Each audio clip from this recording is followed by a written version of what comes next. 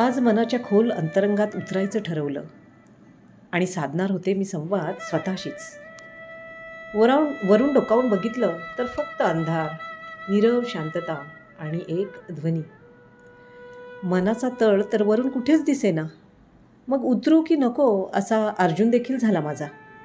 पण खोल कुठेतरी कृष्णासारखा एक नीलवर्णी आधाराचा हात दिसला की भासला आणि बेफिकीरपणे मी उतरायला सुरुवात केली. गुनगुनाती रही मेरी तन्हाइयाँ, दूर बजती रही कितनी शहनाइयाँ, जिंदगी जिंदगी को बुलाती रही. उतरताना वाटत होतं, मंजिल तो न्यारी है, लेकिन यात्रा तो उससे भी प्यारी है. ही तर प्रसव पीडा होती माझ्यासाठी. ही विरह वेदनाच मला इथे घेऊन आली. समोर बघते तर माझीच प्रतिकृती. तिनेच दिली मला जाणीव करून. जंगल जंगल ढूंढ रहा मृग अपनी कस्तूरी को, कितना मुश्किल ये तय करना खुद से खुद की दूरी को. तीच बोलत राहिली आणि मी मात्र मौनाचं वस्त्रच जणू परिधान केलेली. ती करत होती सलाम मला, माझ्यातल्या स्त्रीत्वाला, प्रत्येक स्त्रीच्या कर्तृत्वाला, तिच्या त्यागाला, तिच्या समर्पणाला, संसार रथाच्या दुसऱ्या चाकाला, कधी कधी तर त्याच रथाचा लगाम घेऊन सारथ्य करणाऱ्या करारी स्त्रीला, सृजनाच्या तिच्या शक्तीला, तिच्या अतिरिक्त कार्यकर्तृत्वाला, त्यातून मिळणाऱ्या कीर्तीला, तिच्या मधुरवाणीला, बुद्धीला, सर्वसमावेशक वृत्तीला आणि दृढतेला. तिच्या या कृतज्ञतेच्या जाणीवेनं मीही दिला शब्द तिला, खुद से खुद को दिया वादा.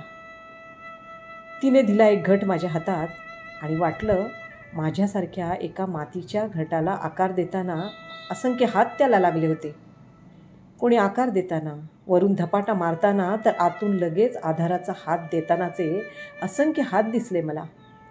किती प्रोत्साहित आधाराचे होते ते, मला इथपर्यंतच्या प्रवासात साथ देणारे. या सगळ्या हातांची उतराई कशी होऊ मी? ह्या घटात होत्या बालपणीच्या अल्लड दिवसांची मेजवानी.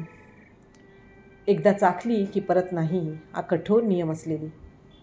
शाळेत मिळालेली बक्षिसं, त्यातून मिळणारे छोटे छोटे आनंद, जबाबदारीचं भान, त्याला आईवडिलांच्या कष्टाची जाणीव असलेली झालर, मग ध्येय घेऊन होणारा महाविद्यालयातला प्रवेश आणि त्यानंतर घेतलेला कष्टाचा वसा.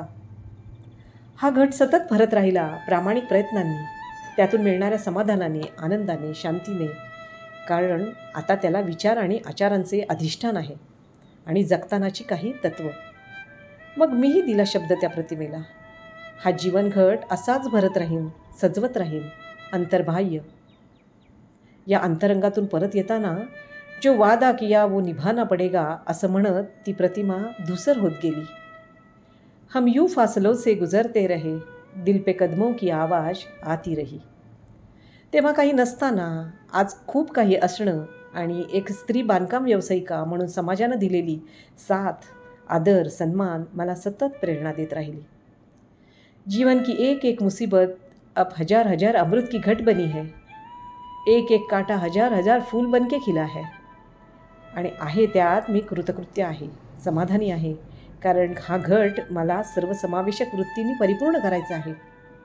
आज एक सशक्त महिला म्हणून या जीवन प्रवासात मला प्रत्यक्ष अप्रत्यक्ष साथ दिलेल्या, स्वतःचे जग निर्माण करणाऱ्या प्रत्येक स्त्रीला, घराचा अधिभार चालवणाऱ्या प्रत्येक गृहिणीला कडकडीत सलाम. जागतिक महिला दिनाच्या हार्दिक शुभेच्छा. सीमा दीपक कांचन.